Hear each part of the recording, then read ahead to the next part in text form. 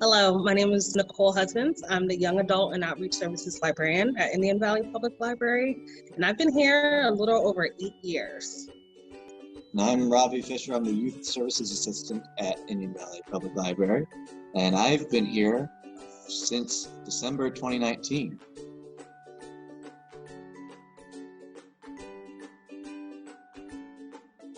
During the summer reading program and everything we do, a part of what we do is we incorporate kind of hands-on activities that keep the learning process going to help prevent summer slide.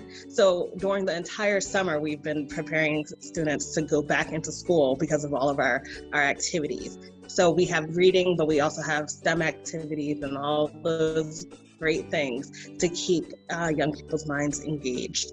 And we also have a lot, especially when they get older, they have some required readings, and we make sure that the library has books for them to check out so they can do their required readings for the fall.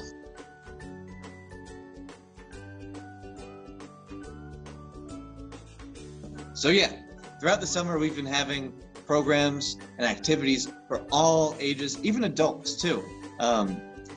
Libraries aren't just for the youngest kids, they're for people of all ages. So we've been having story times, both virtually. I still do story times every week virtually, but we started to do monthly in-person story times. I just did some this morning, which was really exciting. We've been doing some Storytime Kit giveaways, which are when me and our children's librarian, Miss Angela, we've been kind of taking a tour of all these different parks in our service area, giving out free books and everything that people need to do story times at home, and trying to reach really people and places of our service area that we haven't really reached before. So we're getting the word out about our programs and just that the library's here and that we're open that way. We just got a book vending machine, which is really exciting. It is really exciting. It's really cool. Yeah. So it's still on the pallet in the children's room, but it's really exciting. There's a sign on it. It's explaining. So it's going to be used for prize books. Like at the end of summer, people coming in to get some prizes for all the reading and activities they've done, they can bring this token and put it in there, and they get to choose, just like you would choose a soda or snacks or something, but they get to choose a book. It's the coolest thing ever, and people are already really excited about it. So this summer, I'm assuming you've heard the return of the cicadas, that lovely sound. So 17 years ago, even before either one of us have worked at the library, they were born. Well, no. I was born, but if you think I'm that age, that's okay. But 17 years ago, before either one of us have worked at the library, there was actually a cicada program, and they built a time capsule. And I was really excited that we got to open it this year. It was for May 1st, 2021. I wanted to open it 8 years ago when they hired me, and they hid it from me. So I was really excited, and we planned a program, and it was great to see different community members and what they put in there, all related to information about the cicadas.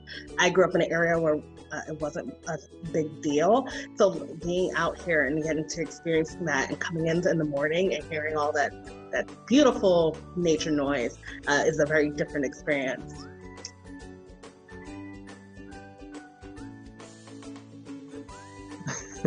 Yeah, so I have a fish tank next to my desk, and it's one of my favorite parts of the library because kids love it, and they run up and they look at the fish. We get to talk about fish.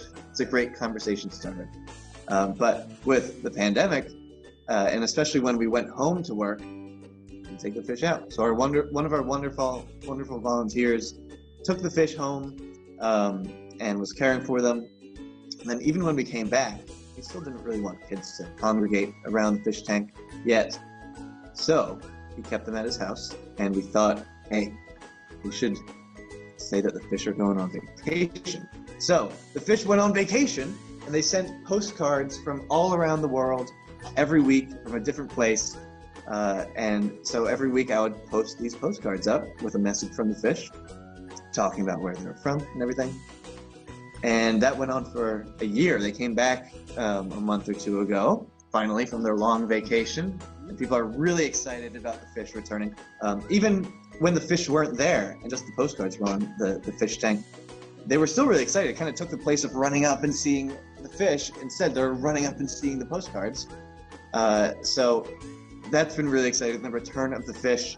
And we won an award from the Pennsylvania Librarian Association, from their Best Practices Award for Best Design or Display in Pennsylvania. And Nicole won an award too.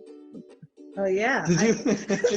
I did a community read aloud where I basically contacted different community partners, and we brought them in to do a community read aloud for Ruby's Birds, which is a program that libraries in this area do in conjunction with Longwood Gardens.